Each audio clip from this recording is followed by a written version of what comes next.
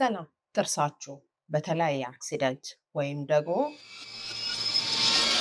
ከሰው ጋር ተጣልታችሁ ጥርሳችሁ ቢወልቅ ከ30 እስከ 60 ደቂቃ ባሉት በነዛ ደቂቃዎች ወደ ሕክምና ብትሄዱ በሕክምና እርዳታ ጥርሳችሁን ወደ ነበረበት መመለስ እንደሚቻል ታውቃላችሁ? ዛሬ ስለዚህ ስለሱ ነው የምናወራው ማለት ነው።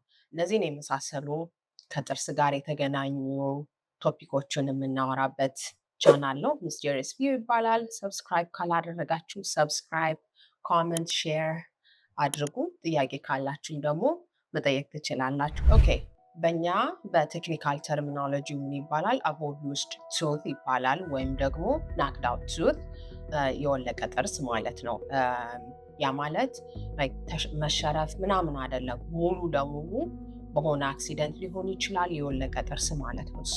እንዴት ነው ይሄንን ነገር ትሪት የምናደርገው?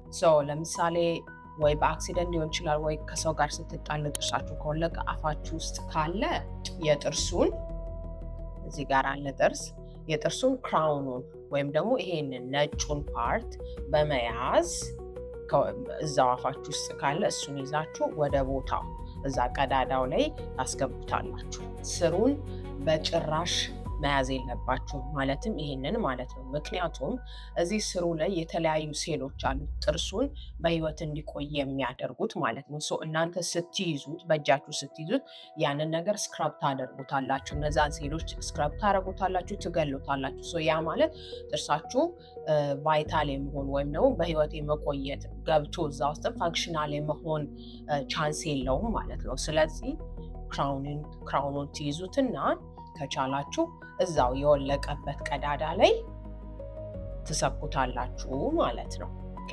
ካልሆነ ግን ህመም ከተሰማችሁ ምን ታረጉታላችሁ? እዛው አፋችሁ ውስጥ ትይዙታላችሁ፣ በቃ በጉንጫችሁ። ከዛ ግን ከ30 እስከ 60 ደቂቃ ባለው ውስጥ ግዴታ የህክምና እርዳታ ማግኘት አለባችሁ። ኢመርጀንሲ ዴንታሎች አሉ፣ እዛ ሄዳችሁ መታከም አለባችሁ ማለት ነው። የአንደኛው ነው ጥርሱ እዛ ውስጥ ካለ ማለት። ሌላኛው ግን ጥርሱ ከወደቀ መሬት ላይ ከሆነ ግን አሁንም ስታነሱ ስቲል ክራውኑን ነው የምትይዙት፣ ነጩን ፓርት ነው የምትይዙት፣ ስሩን አትነኩትም። እንዳልኳችሁ የጥርሱን ሴል እዛ ላይ ያሉትን ሴሎች ትገሏቸዋላችሁ ወይም ደግሞ ስክራብ ታደርጉታላችሁ። ያ ደግሞ ቫይታሊቲውን ይቀንሳል ማለት ነው። ስለዚህ በክራውኑ አንስታችሁ ምን ታደርጋላችሁ?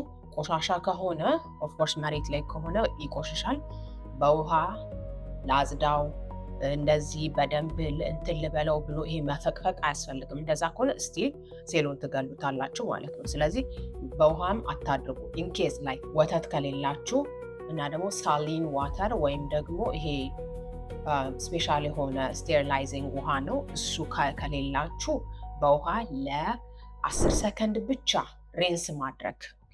ናት እንደዚህ እያደረጉ ማጠብ ምናምን፣ ጀስት ሬንስ ማድረግ። ከዛ ግን ከተቻለ ወተት ቢኖራችሁ ወተት ውስጥ ጥርሱን እዛ ላይ እንዲዘፈዘፍ ማድረግና ወይም ደግሞ ሳሊን ዋተር ካለ እዛ ውስጥ አድርጎ ከ30 እስከ 60 ደቂቃ በዛ ውስጥ ሄዳችሁ የህክምና እርዳታ ማግኘት አለባችሁ ማለት ነው። ስለዚህ እነዚህን በማድረግ ጥርሳችሁን መታደግ ትችላላችሁ።